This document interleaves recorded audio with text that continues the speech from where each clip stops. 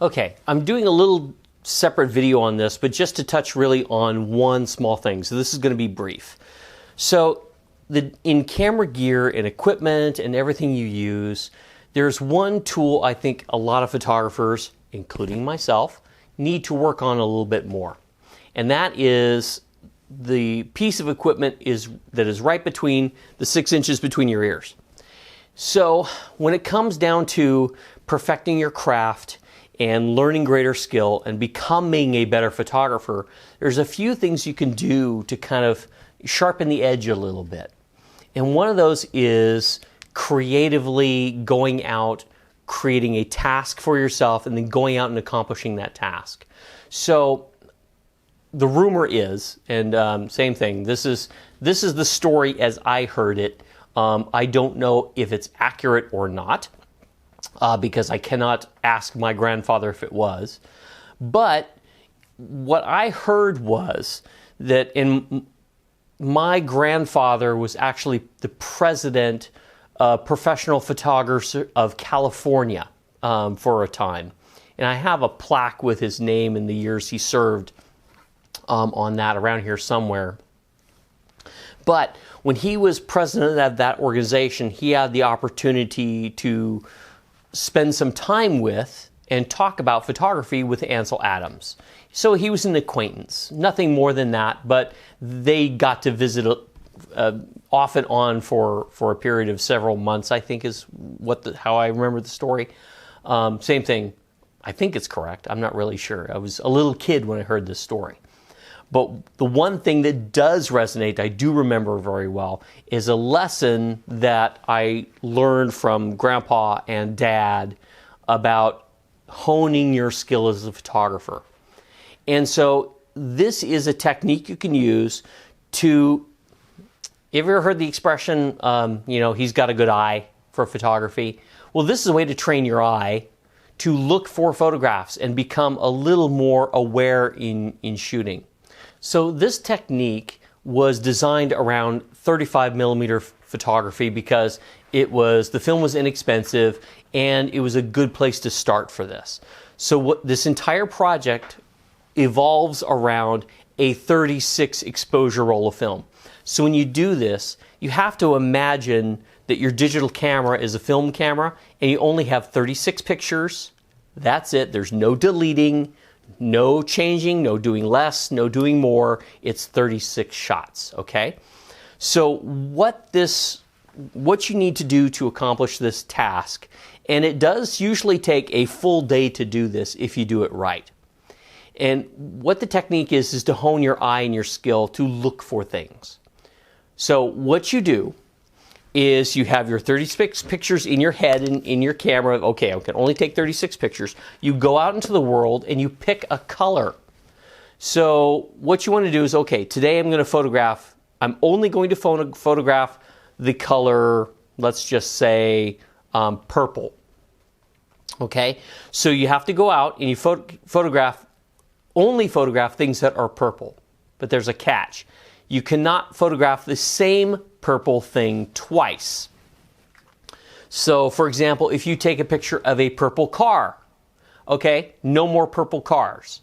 If you take a picture of a purple flower, guess what? You now cannot take any pictures of a purple flower.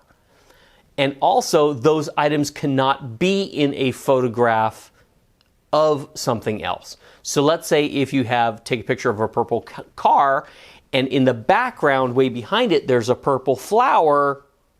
Sorry, that picture doesn't count because you can't have those items duplicated in other photographs. So for example, you have a purple car and someone with a purple shirt walks by. Nope, it can only be one thing.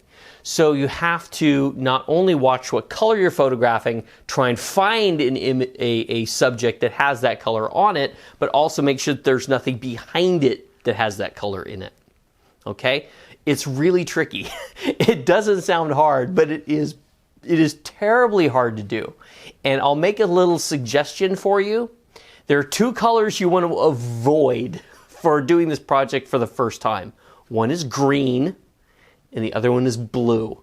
because they're everywhere. Green and blue are two colors that you see everywhere, and the problem is sometimes cutting those colors out of photographs when you're taking something down the road. Now, 10 frames into it, it's pretty easy. After that, it gets a little tougher. At the end of the roll, you are scrambling to try and find those items. But taking the pictures of those items is what it's training you. Going through the process of finding those things, framing your picture, and then taking the picture, that is the training.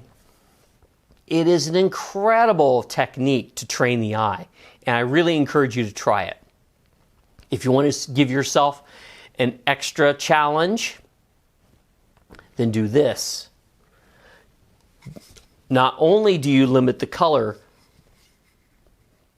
but you can only use one lens.